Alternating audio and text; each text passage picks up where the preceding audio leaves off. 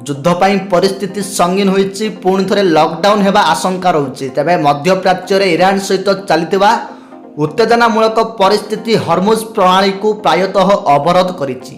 तबे अशोधित तैल मूल्य बैरेल प्रति $112 पहुंच दिबा बेले अमेरिका रे पेट्रोल प्रति $5 पहुंची। परिवहन खर्च मध्य वृद्धि पाउची। सारा विश्व रे विमान कंपनी गुड़िक विमान उड़ान ह्रास मध्य करुछंती। तबे एही सप्ताह रे केवल यूनाइटेड एयरलाइंस एहारे 5% विमान ह्रास करिछि। बांग्लादेश, फिलिपाइंस एवं श्रीलंकार पेट्रोल पंप गुड़िक लंबा धाड़ी लगी। मुद्रास्फीति चाप द्रुत गति वृद्धि पाउछि। सरकार अण अत्यावश्यक यात्रा उपरे कटकणा मध्य लगाउछंती। जदि दीर्घ दिन पर्यंत एभली परिस्थिति लगी रहे तेबे पुणी थे लॉकडाउन हेबार संभावना मध्य रहुछि। तो बंधुगण जदि भयंकर परिस्थिति आड़क पुणी युद्ध चले तो खूब शीघ्र लॉकडाउन मध्य होई पारे। कहीं देखो आप मैंने एबे डॉलर से माने अमेरिका कौन कला ना यूएस डॉलर मध्य बढ़े देइछे 93 टंका समथिंग केते अछि से मध्य कर दैछंती। वर्तमान सुना दर मध्य बढ़े देले तो युद्ध पाई सब किछि बढ़ जाइछि। पेट्रोल हो डीजल हो आ जेमिति कि आप मान जानिथिबे वर्तमान गैस रो मध्य एबे इश्यू रो अर्थात गैस रो मध्य एबे क्राइसिस चलछि। तो से गैस मध्य बढ़े दैछंती। एमिति बहुत किछि वर्तमान घटी चली जहाँ द्वारा आगक जदि भयंकर हुए परिस्थिति ताहले खूब शीघ्र लॉकडाउन मध्य होई पारे।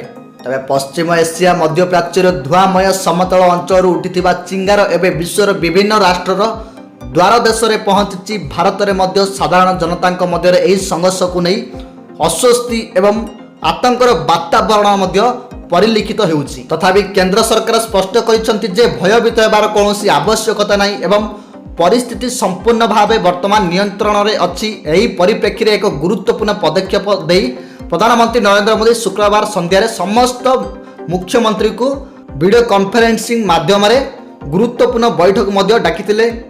तेरे बैठक में कहुई युद्धर सृष्टि होता संकट एवं राज्यगुड़िकर प्रस्तुति विषय में विस्तृत आलोचना करा जाइथिला। तेरे दर्शक जदि युद्ध पाई किछि माने संकट आसे ताहले समस्त मुख्यमंत्री को सूचना दिया जाइतिला जे समस्त सतर्क होई रहिबा को पड़िबो। शीघ्र सीरियस हो ईरान नुहे तो युद्ध विराम प्रस्ताव खारज हेबा मध्य ट्रंप को एभली चेतावनी। अमेरिकार 15 सूत्रीय युद्ध विराम प्रस्ताव को ईरान खारज कर देछि। एथिरे अमेरिका राष्ट्रपति डोनाल्ड ट्रंप ईरान उपर बर्षिचंती। से ईरान पक्षर कथबार्ता करुथिबा पक्षों को शीघ्र सीरियस हेबाकू से कहिसंती। नुहे तो पुणी पछकू हटिबार कौनसी रास्ता रहिबो नाही। Trump social media platform truth social media रे से ईरान पक्षर मध्यस्थी पक्ष उपरे आक्रमण आभिमुख्य आपणाइछंती।